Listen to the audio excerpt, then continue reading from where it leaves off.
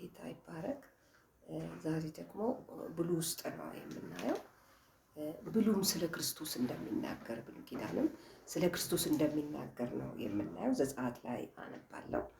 ዘጸአት ሳነብ ዘጸአት 12:13 ላይ አነባለሁ። እንዲህ ይላል 12:13 ላይ ደሙም ያለችበትን ቤት ለይቶ የሚያሳይ ምልክትን ይሆንላችኋል። እኔ ደሙን በማይበት ጊዜ እናንተን አልፋለሁ፣ ግብፅን ስቀጣ መቅሰፍቱ አይደርስባቸውም ይላቸዋል። ለእስራኤል ሕዝቦች ይነግራቸዋል ማለት ነው። እንግዲህ ይሄ ደግሞ የክርስቶስ ኢየሱስ ደም ምልክት ነው ማለት ነው። ስለዚህ ምን ይላቸዋል? ያልፋቸዋል ብሎ ይነግራቸዋል ማለት ነው። ስለዚህ ደሙንም ባየው ጊዜ ከእናንተ አልፋለሁ ይላል ዘጸአት ላይ በሚለው ቃል ውስጥ እናገኛለን። በየራሳቸው ላይ የተረጨው ደም የእግዚአብሔር ቅዱሳን ሆኖ በማህበሩ የሚፈልገው ያሟላ ነበር። በታረደውም በግ ደም እግዚአብሔር ከበረ፣ በኃጢአትም ላይ ፍርድ ተፈረደ፣ በኃጢአተኛ ላይ እስራኤልም ዳነ። ይህ ሲሆን ምንም እንኳን እስራኤል የሞትና የፍርድ ምድር በሆነችው በግብፅ ምድርም ውስጥ ቢሆን ይህንን ካደረጉ በኋላ እግዚአብሔር ፍጹም ከዚህ እንዳወጣቸው እናያለን። ይህ በክርስቶስ ደም የሚታመን ሁሉ ከሞትና ከዘላለም ፍርድ ነፃ እንደሚወጣና እግዚአብሔርም ወዳዘጋጀላቸው የእረፍት ቦታ እንደሚገቡ የሚናገር ውድ የሆነ ምሳሌ ነው። በዚህ ጊዜ በእስራኤላውያንና በግብፃውያን መካከል ልዩነት የፈጠረው ነገር ቢኖር የበጉ ደም ነው። አያችሁ፣ ምን ፈጠረ? በእስራኤልና በግብፅ መካከል ይሄ የታረደው የክርስቶስ ኢየሱስ ደም ልዩነትን ፈጠረ ማለት ነው። የበጉ ደም ነበር ይላል። አሁንም ቢሆን ልዩነት የለምና ሁሉም ኃጢአት ሰርተዋል፣ የእግዚአብሔርም ክብር ጎድሏቸዋል ይላል። ሮሜ 3:23 ላይ ስለሚል ኃጢአትን ሰርተዋል ሁሉም ሰው ማለት ነው። ማንም ሰው ጻድቅ እንደሌለ የእግዚአብሔር ቃል ይነግረናል ማለት ነው። ስለዚህ ከብሉና ከአዲስ ነው እያጣቀስኩ የምሰብከው ዛሬ ስለሚል በኃጢአተኝነት የማይጠየቅ ማንም የለም። ነገር ግን በክርስቶስ ደም ብታምን ልዩነት ይኖራል። በኃጢአተኞች ላይ ከሚመጣው የእግዚአብሔር ቁጣ እንድናለን። ይህንንም ስለ ክርስቶስ ደም የሚናገረውን የመጽሐፍት ምስክርነት ችላ ብንል ወይም ባንቀበል ከእግዚአብሔር ፍርድ አናመልጥም ይላል። የተነገረው፣ የተሰበከው፣ የተጻፈው ከብሉይ ጀምሮ እስከ አዲስ ኪዳን ድረስ ስለ ጌታችን ኢየሱስ ክርስቶስ ነው የተጻፈው። ጌታችን ኢየሱስ ክርስቶስ በማስተማር በሚያስተርበት ዘመን ለአይሁድ ይህንን አስረግጦ ሲናገር እኔ በአብ ዘንድ የምከሳችሁ አይምሰላችሁ፣ የሚከሳችሁ አለ፣ እርሱም ተስፋ የምታደርጉት ሙሴ ነው።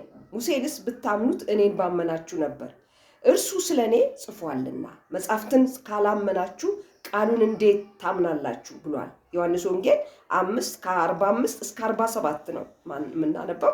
አይሁድ እኛ የሙሴ ደቀ መዛሙርት ነን ይላሉ። የሚማጻደቁበትን ሙሴ እነርሱ ስለሚጠሉት ስለ ኢየሱስ ብዙ መስክሯል። እነሱ እየሰበኩ ያሉት እየተናገሩ ያሉት አጠገባቸው ያለው ኢየሱስ እያለ፣ ያዳናቸው ኢየሱስ እያለ፣ ከባርነት ነፃ ያወጣቸው ኢየሱስ እያለ፣ ሊያጸድቃቸው የሚችል ኢየሱስ እያለ ስለ ሙሴ ነው የሚተርኩት። ኢየሱስ በምድር ሆኖ ይህንን ነው የሚነግራቸው። ዮሐንስ 5:45-47 ስናነብ ማለት ነው። የሚመጻደቁት ሙሴ እነርሱ ስለሚጠሉት ስለ ኢየሱስ ብዙ መስክሯል። ስለሆነም ሙሴ መሰከረለት እርሱን ኢየሱስን በመቃወማቸውና በመግደላቸው ከሙሴ ይበልጥ ሊከሳቸው የሚችል የለም። ሙሴን ከፍ አድርገው ይሰብካሉ፣ በሙሴም ስምም ይማጻደቃሉ። ነገር ግን እርሱ የመሰከረለትን ጣሉት፣ ገደሉት። ስለዚህ ሙሴ ስለ ኢየሱስ መሰከረ፣ በቃሉም በኩል በእግዚአብሔር ፊት ይፈርድባቸዋል። ቃሉ ይህ ለእነርሱ ታላቅ ውርደት ነውና የሚመኩበት የሚመጻደቁበት እርሱ ይቃወማቸዋል ይላል። ኢየሱስ ይህን ይናገራል። ሙሴ ይቃወማቸዋል። አጠገባቸው ሆነው ኢየሱስ ስለ ሙሴ ነው የሚሰብኩት። የሚመጻደቁት ሙሴ ሙሴ ሙሴ ሙሴ እያሉ ሙሴ ኢየሱስ እያለ ሙሴ አምላክ እያለ ደሙ ያፈሰሰ እያለ የሚያድን እያለ ወዴት ይሄዳሉ? ወደ ሙሴ ይሄዳሉ ማለት ነው። ሙሴ ሙሴ እያሉ ስለ ሙሴ ታሪክ ያወራሉ ማለት ነው። በመጀመሪያ ደረጃ ሙሴ ህዝቡን ከግብፅ ባርነት ባወጣበት ከዲያብሎስም ከኃጢአት ከሞት ባርነት ነፃ ላወጣን ለኢየሱስ ምሳሌ በመሆን ነው። ሙሴ ኢየሱስ ምሳሌ ነው ከባርነት ሲያወጣቸው። ዛሬ የክርስቶስ ኢየሱስ ደም ነው ከኃጢአት ባርነት ከአመፅ ባርነት የእስራኤል ህዝቦችን ሙሴ ከምን አውጥቷቸዋል? ከግብፅ ባርነት ነፃ አውጥቷቸዋል። ከተገዙበት ምን አድርጓቸዋል? ከተገዙበት ከተጨነቁበት ከግብፅ ባርነት ሙሴ ነፃ አወጣቸው ማለት የክርስቶስ ኢየሱስ ምሳሌ ነው ማለት። ዛሬም ወገኖች ኢየሱስ ክርስቶስ ከታሰርንበት ከዚህ ከኃጢአት ከተያዝንበት ከአመፅ ነፃ ያወጣናል ማለት። እግዚአብሔር የሚታደግ እግዚአብሔር የሚያድን አምላክ እንደሆነ የእግዚአብሔር ቃል አስረግጦ ይነግረናል ማለት ነው። ብሉም ላይ ይነግረናል። ስለ ክርስቶስ ኢየሱስ ነው የሚነግረው። ከዘፍጥረት ጀምሮ እስከ ራዕይ ድረስ ስናነበው ስናጠናው ክርስቶስ ኢየሱስ እንጂ ሌላ የተጻፈ የለም። አዳኝ ሌላ የለም። አምላክ ሌላ የለም። የሚሰበክ የሚሰገድለት የሚመለክ ሌላ የለም። ከክርስቶስ ውጪ የለም። በቃ የሚነገረው ይሄ ነው የሚነገረው። አንደኛ ቆሮንቶስ 5:7 ላይ አሁንም ያለ እርሾ እንደሆናችሁ ሁሉ አዲስ ሊጥ እንዲሆን አሮጌውን እርሾ አስወግዱ፣ የፋሲጋ በጋችን የሆነው ክርስቶስ ተሰውቷልና ይላል። ምን አድርጎ የነበረው አሮጌ ነገራችሁ ይላቸዋል። አሁን የነበረው ዘጸአት ውስጥ ነው የሚላቸው። የነበረው አሮጌ ነገራችሁ አስወግዱ ብሎ ይላል። አንደኛ ቆሮንቶስ 5:7 ላይ አሮጌ ነገራችሁ የነበረው ነገር አስወግዱ። አሁን አዲስ ነው። በማን? በክርስቶስ ኢየሱስ አዲስ ነው። ሰው ወደ ክርስቶስ ኢየሱስ በመምጣት ብቻ የዘላለምን ሕይወት ይሆናል ማለት ነው። ስለዚህ የበጉ ደም ምልክት የክርስቶስ ኢየሱስ ደም ነው ማለት ነው። በጉበናቸው ላይ ደም ተደረገ። የበጉ ደም ያንን ማንን ያመለክታል? ኢየሱስ ክርስቶስን ያመለክታል ማለት ነው። ኢየሱስ ክርስቶስ ከምን ያድናል? ከሞት ያድናል፣ ከመቅሰፍት ያድናል፣ ከሲኦል ያድናል ማለት ነው። ያ ደም ምን አደረገ? በግብፃውያንና በእስራኤላውያን መካከል ልዩነት አደረገ። የበጉ ደም አይገርማችሁ? ልዩነት አደረገ የበጉ ደም። ዛሬም ክርስቶስን በሚያምኑና በማያምኑ መካከል ልዩነት አለ ማለት ነው። ለምን? ያ ደም ነዋ። ያ የክርስቶስ ኢየሱስ ደም ለእኔና ለእናንተ የፈሰሰው ደም ያ የክርስቶስ ኢየሱስ ደም ነው የሚያድነን። ያ የክርስቶስ ኢየሱስ ደም ነው የሚያጸድቀን ማለት ነው። ክርስቶስን በማመን ነው። ይሄ ደም ነው ልዩነት ያደረገው። በእስራኤልና በግብፅ መካከል የተቀባው የበጉ ደም ክርስቶስ ኢየሱስን ምሳሌ ያደረገው ያ ደም ነው ከመቅሰፍት ያዳናቸው። የግብፃውያን ቤት መቅሰፍት ሲሆን ሞት ሲሆን፣ የእስራኤል ቤት ግን ከደሙ የተነሳ መዳን ሆኗል ማለት ነው። ዛሬም ከሞት ከዘላለም ፍርድ የምንድነው በደሙ የተነሳ ነው ማለት ነው።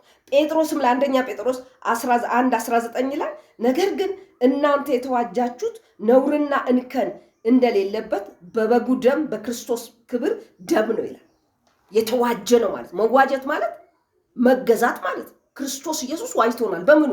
በደሙ በመስቀል ላይ ሞቶ ዋጀን ማለት ነው። ስለዚህ ልክ የእስራኤል ህዝቦች ሙሴ ብለው የሚመጻደቁበት ሙሴን ይሰብኩታል ማለት ነው። አብርሃም ልጆች ነን ይላሉ፣ ሙሴን ይሰብኩታል። ሙሴ ነው ከግብፅ ያወጣን ይላሉ።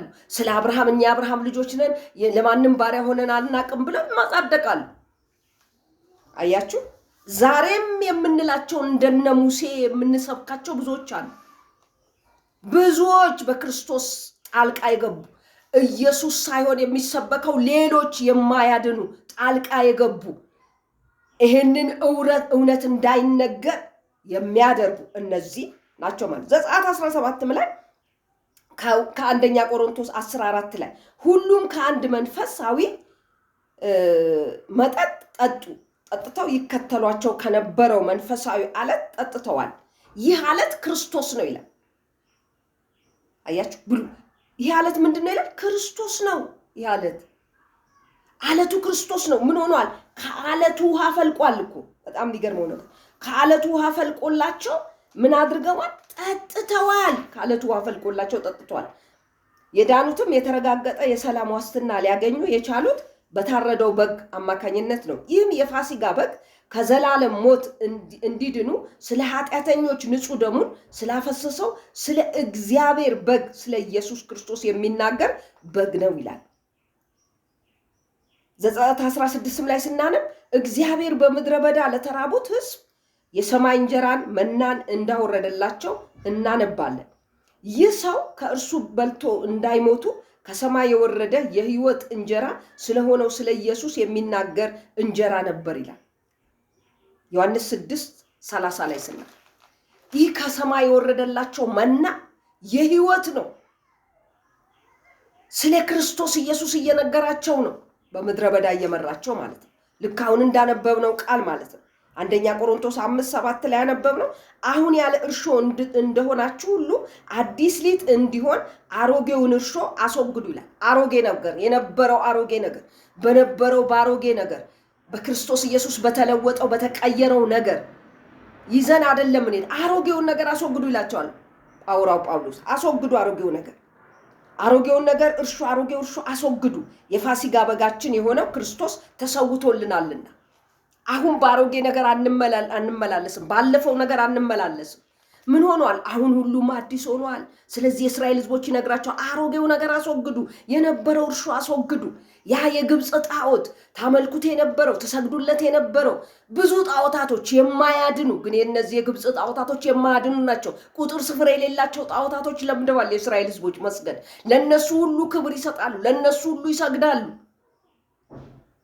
ለነሱ ሁሉ ስም ቁጥር የላቸውም፣ ስፍር የላቸውም። ዛሬም ወገኖቼ እኛ ስፍር ቁጥር ለሌላቸው ተሰምተው ለማይታወቁ ምንም ነገር ላላደረጉ ለነሱ ስፍር ቁጥር ለሌላቸው እንሰግዳለን ማለት ጠርተን የማንጠግባቸው በጣም ብዙ ቁጥር ያላቸው እግዚአብሔር አንድ ነው። የሞተልን አንድ ነው። ሊያድነን የሚችል አንድ ነው። ወደ መንግስተ ሰማያት የሚያስገባን አንድ ነው። በክርስቶስ ኢየሱስ ነው መዳን የምንችለው። ከክርስቶስ ኢየሱስ ውጪ የሚያድነን የለም።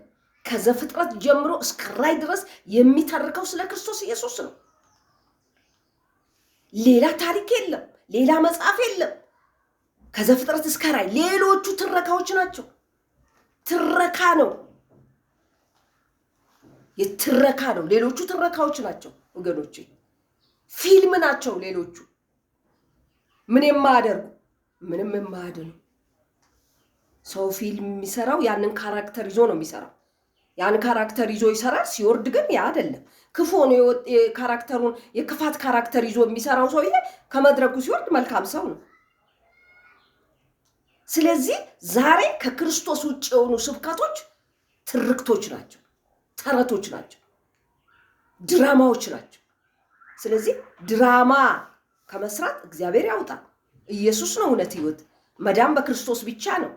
ስለዚህ አሮጌው ነገራችን የቀደመው እርሾአችን አሮጌውን ነገር አውጥተን አሮጌ ነገርና ኢየሱስ ደግሞ አንድ ላይ ሊሄዱ አይችሉም። አሮጌውን ነገር አውጥተን ኢየሱስን በውስጣችን ማስገባት ነው። አሮጌውን ነገር ትተን ለኢየሱስ ክብር መስጠት ነው። አሮጌውን ነገር ትተን ለኢየሱስ መስገድ ነው። አሮጌውን ነገር አስወግደን የክርስቶስ ኢየሱስ ማንነት በውስጣችን ማስገባት ነው። ስለዚህ ወገኖቼ ዛሬም ለዘላለም ሊያድነን የሚችለው ኢየሱስ ክርስቶስ ብቻ። ስለዚህ በግብፃውያንና በእስራኤላውያኖች መካከል ፍርድ እንደሆነ ዛሬ እንደሱ ነው የሚሆነው። ክርስቶስ ኢየሱስ በሚያምኑና በማያምኑ መካከል ፍርድ አለ። ኢየሱስን ታውቀዋለህ እንጂ እከሌን ታውቀዋለህ ተብሎ አይጠየቅም። ኢየሱስ ነው መግቢያው በሩ፣ ዋናው ኢየሱስ ነው። ስንሞት በክርስቶስ ኢየሱስ ፊት ነው ኢየሱስን ታውቃለህ እንጂ ሌሎች ታውቃለህ ብሎ አልተባለም። እዚህ ጋር ደግሞ ማናቸውም ሲያስገቡ አላየንም። ኢየሱስ ክርስቶስ ራሱ በቂ ነው። እሱ ነው የሚያድነን። ያዳነን የሞተልን እሱ ነው። ስለዚህ ወደ እሱ መግባት የምንችለው እሱ ጋር ነው። ካህናችን ነው። ስለኛ ሞቷል። እኛን ይዞን ወደ መንግስተ ሰማያት ገብቷል። ቃሉ ይነግረናል። ሌላ አዳኝ አንፈልግም። አዳኛችን ኢየሱስ ነው። ስለዚህ ይህን ክርስቶስ ኢየሱስን ስንቀበል ልክ በግብፃውያንና በእስራኤላውያኖች መካከል እንደነበረው ማለት ነው። ደሙን አይቶ መቅሰፍቱ አለፈ ይላል። ስለዚህ ልዩነት ሆነ ማለት ነው። እነሱ ዳኑ፣ አመለጡ ማለት ነው። እነዛ ደግሞ ሞቱ ማለት ነው። በእያንዳንዱ ቤት ሞት ሆነ ማለት ነው። በእያንዳንዱ ቤት ደግሞ መዳን ሆነ ማለት ነው። ስለዚህ ይሄን ማንን ይነግራል? ክርስቶስ ኢየሱስን። ክርስቶስ ኢየሱስን በማመናችን እንድናለን። ክርስቶስ ኢየሱስ ባለማመናችን ይፈረዳል ማለት ነው። ስለዚህ በግብፃውያንና በእስራኤላውያኖች መካከል የሆነው ነገር ነው የሚሆነው ክርስቶስን ካላመንን። ስለዚህ ወዴት እንምጣ? ወደዚህ ወደ ታረደልን በግ፣ ወደ ሞተልን ክርስቶስ። ሙሴ ብለው የሚመጻደቁት እኮ ኢየሱስ ነገራቸው። ሙሴ ራሱ ይፈርድባቸዋል። ዛሬ የምንሰግድላቸው ራሳቸው ይፈርዱብናል። እንዴ እኔ መቼ ስገድልኝ አልኩ ይላል። ልክ ኢየሱስ እንዳለ ማለት ሙሴ ራሱ ይፈርድባቸዋል እኮ። እንዴ ሙሴን ነው እኛ ሙሴ ነው ብለው በሙሴ ሲመጻደቁ፣ ሙሴ ኢየሱስ አጠገባቸው እያለ ለሙሴ ሲሰግዱ፣ ኢየሱስ አጠገባቸው እያለ ሙሴ ነው ያዳነን፣ ሙሴ ነው ያወጣን፣ ሙሴ ነው ይረዳን ሲሉ ኢየሱስ ራሱ ነገራቸው። እንዴ ሙሴ እኮ ራሱ ይፈርድባቸዋል። እኔ አይደለሁም፣ ሙሴ ይፈርድባቸዋል። በጣም ውርደት ነው። ሙሴ ያሉት አባታችን አወጣን ረዳን ያሉት ሙሴ ራሱ ይፈርድባቸው። ዛሬ የምንሰግድላቸው አምላክ ያልሆኑ ስግደት የማይገባቸው ቃሉ ላይ ያልተጻፉ ቃሉ ላይ የሌሉ የምንሰግድባቸው እነሱ ራሳቸው ይፈርዱብናል በእግዚአብሔር ፊት ማለት ነው። ስለዚህ ከፍርድ ምን እንሆን? እናምልጥ። እግዚአብሔር ይርዳን፣ ጌታ ያግዘን። እግዚአብሔር ወደዚህ እውነት ወደዚህ ወደ መዳን ያምጣን። አሜን። እግዚአብሔር ይርዳን።